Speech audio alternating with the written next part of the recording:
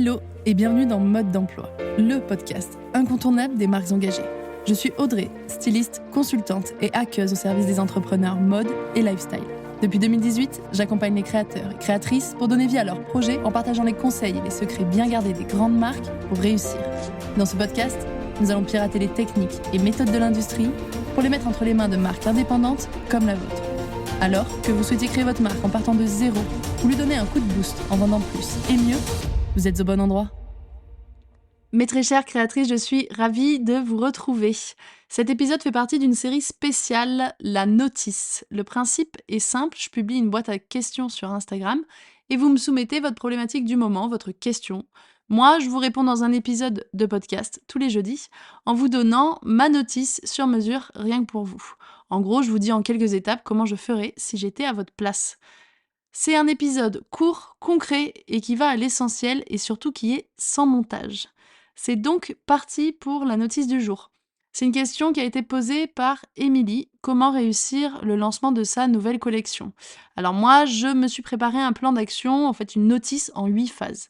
La première, ça va être une phase d'analyse, c'est-à-dire que je vais analyser les lancements précédents et les collections précédentes, si j'en ai bien sûr, si c'est un premier lancement, je vais pouvoir passer cette phase. Et donc je vais analyser ce que j'ai fait précédemment pour essayer de relever et d'ajuster ce qui a manqué. Par exemple, des photos qui n'étaient pas assez professionnelles. Si je vois en ligne, les photos c'est important. Peut-être une communication qui a été trop faible ou trop tardive. Peut-être un site trop lent, un système de paiement qui ne fonctionnait pas, une collection qui n'était pas à la hauteur, des manques de taille, de quantité, etc. Bref, je regarde les collections passées, les lancements passés et j'analyse. Et ça me fait passer donc à la deuxième phase qui est une phase où je vais fixer des objectifs. Alors moi, ce que j'aime bien faire, et Émilie le sait puisqu'on l'a déjà fait un peu ensemble, c'est que je vais me fixer des objectifs BMW. BMW, ça veut dire bien, mieux et waouh, c'est-à-dire que je vais pas me fixer qu'un seul objectif pour ce lancement, je vais m'en fixer 3. Le bien, c'est un où je sais que je suis capable de l'atteindre. Le mieux, c'est un peu mon idéal, ce que j'aimerais vraiment atteindre cette année ou à ce lancement. Et le waouh, c'est vraiment là le truc ultime où ça va être difficile, c'est pas impossible, mais ça va être très difficile. Je vais donc me noter ces 3 objectifs, donc ça peut être des objectifs en termes de nombre de ventes ou de chiffre d'affaires, peu importe, ça c'est vous qui voyez.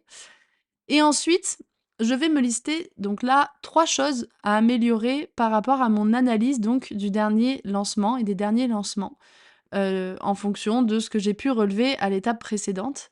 Et ensuite, je vais aussi me fixer 3 actions à mettre en place en utilisant cette technique. Écoutez bien, je vais m'imaginer que je dois faire, par exemple, 100 000 € pour mon lancement. C'est-à-dire que ce serait même plus que mon objectif waouh. Je vais me fixer un objectif qui est énorme par rapport à mon chiffre d'affaires actuel. Et je vais me dire, ok, c'est comme si quelqu'un m'avait dit, tu dois faire ce chiffre d'affaires. En ayant ce chiffre d'affaires en tête, je vais me demander, si je devais vraiment faire ça, ce serait quoi les 3 actions que je mettrais en place, donc sans limite de temps ou de moyens, de compétences, etc. Là, je me dis, ok, on m'a fixé un énorme objectif. S'il y avait dans un monde où il n'y a aucune contrainte, qu'est-ce que je mettrais en place? Quelles seraient les 3 actions principales que je mettrais en place pour atteindre, par exemple, ces 100 000 € ou ce 1 million d'euros, peu importe.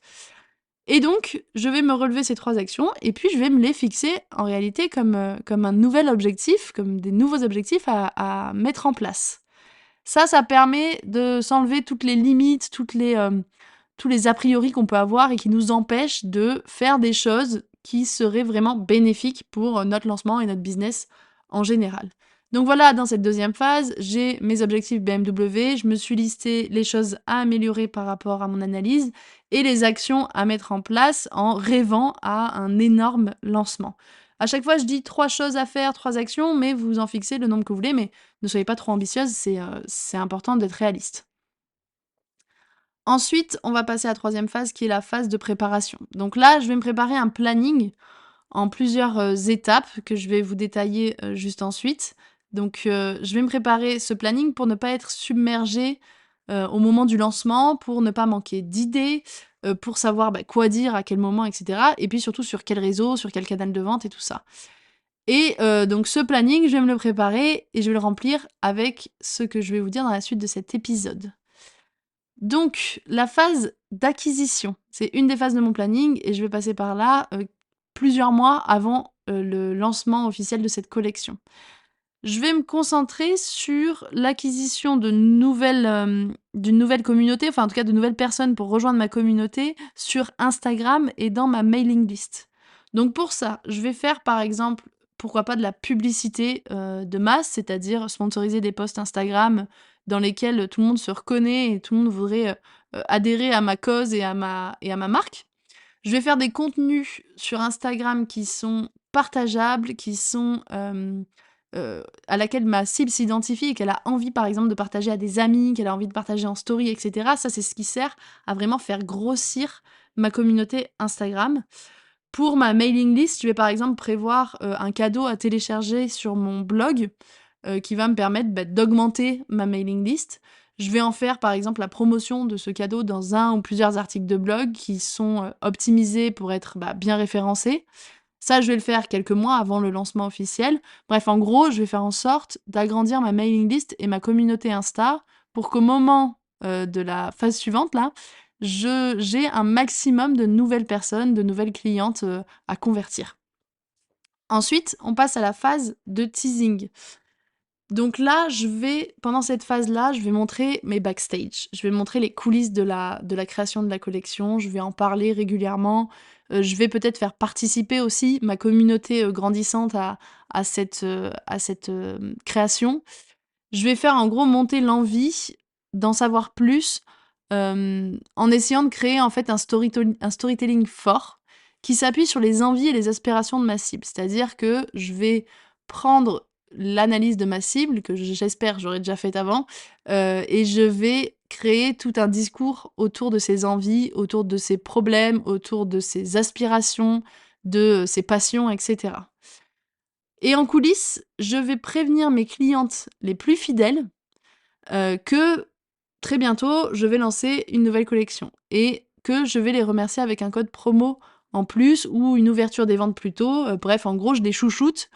Ces clientes les plus fidèles, je les identifie et derrière, je les chouchoute pour qu'elles aient envie de repasser à l'achat chez moi et qu'elles soient toujours plus fidèles. Ensuite arrive la phase donc du lancement. J'ai bien teasé, j'ai acquis de nouvelles prospects et maintenant je lance ma collection. Donc pour lancer la collection, je vais le faire via, par exemple, un post Instagram qui est hyper partageable. C'est-à-dire que je vais, demander à ma communauté de le partager, je vais demander à mes amis de le partager, je vais l'envoyer en message privé à mes clientes les plus fidèles, à mes pas mes auditrices, mais les personnes qui font partie de ma communauté Instagram qui sont les plus actives, celles qui commentent toujours mes posts et cetera. Je vais leur dire: «Voilà, la nouvelle collection est sortie. Est-ce que tu peux le partager à tes amis?» et cetera. C'est le moment de, créer un petit buzz autour de cette collection, quoi, en gros. Et je vais faire aussi une newsletter, bien sûr, avec un code promo, avec une date limite. Et en gros, une fois que j'ai lancé ça, je vais être omniprésente pendant quelques jours, voire semaines, que dure, ce lancement et ce code promo, par exemple. Être omniprésente, ça veut dire beaucoup communiquer, mais aussi être très disponible pour répondre à toutes les questions, de ma communauté et de mes potentiels clients. Donc que ça soit via message privé, que ça soit sur WhatsApp. Je peux mettre un numéro en ligne, enfin en place un chat sur WhatsApp pour, répondre aux questions. Je peux mettre en place aussi un chat sur le site. Moi, je ferais ça. Je mettrais, ça pour répondre aux questions de taille, de quantité et tout ça. En gros, j'aurai, ce qu'on appelle un customer care d'une très grande qualité au moment du lancement. Avec, par exemple, des réponses qui sont pré-rédigées, que j'aurais préparées pendant ma préparation de planning, pour répondre à tout le monde de manière hyper qualitative et rapide. Donc pendant ce lancement, en gros, je serai focus pendant, disons, 1 semaine. Je serai focus presque jour et nuit pour répondre à tout le monde, pour être omniprésente, pour communiquer, pour partager, et cetera.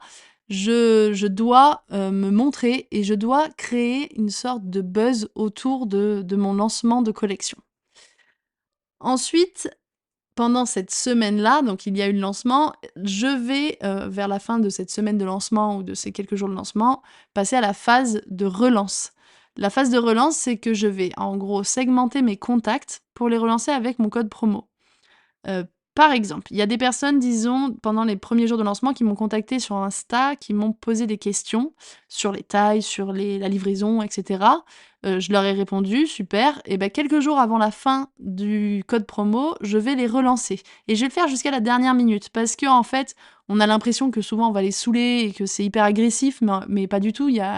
Tout le monde a une vie et tout le monde peut des fois passer à autre chose et se dire ah oui bah tiens je vais en profiter du code, je vais profiter du cadeau en plus. Et puis finalement on passe à autre chose et on oublie. Et finalement une relance, des fois, c'est pas plus mal et ça permet à la personne de ne pas passer à côté de ce cadeau-là.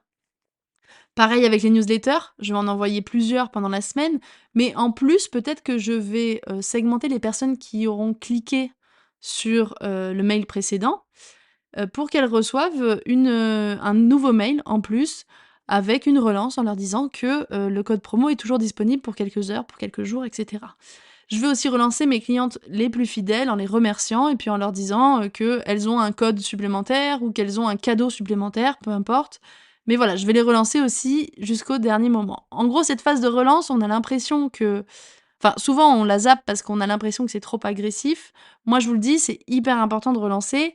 C'est ce qui peut faire la différence entre un lancement, moyen et un bon lancement. Et enfin, la dernière phase, ça va être la phase de partage que je vais faire aussi tout au long du lancement. C'est-à-dire que sur mes réseaux sociaux, je vais partager les commentaires positifs que je reçois ou que j'ai déjà reçus dans mes collections précédentes. Je vais, partager les avis que j'ai eus, mais il faut savoir que donc ces commentaires et ces avis, je vais pas attendre que ça tombe du ciel et que les gens m'en envoient, je vais aller les chercher, je vais aller demander. Avant le lancement, je vais aller peut-être écrire à mes clientes les plus fidèles en disant: «Oh, t'as reçu, le pantalon, de telle collection, qu'est-ce que tu penses? Est-ce que t'es bien dedans? Est-ce que, comme promis, il te fait des fesses incroyables?» et cetera. Voilà, je vais leur demander, tout simplement des retours en allant les chercher ces commentaires. Et donc ça, je vais les partager en story, je vais les partager dans ma newsletter, je vais les partager à tout le monde. Je vais, par exemple, aussi montrer les commandes au fil de la journée que je reçois. Je peux faire des screens de mes commandes en disant: «Bah, trop bien, vous êtes au rendez-vous» et cetera. Je vais montrer la préparation de ces commandes, leur envoi, leur réception, pourquoi pas.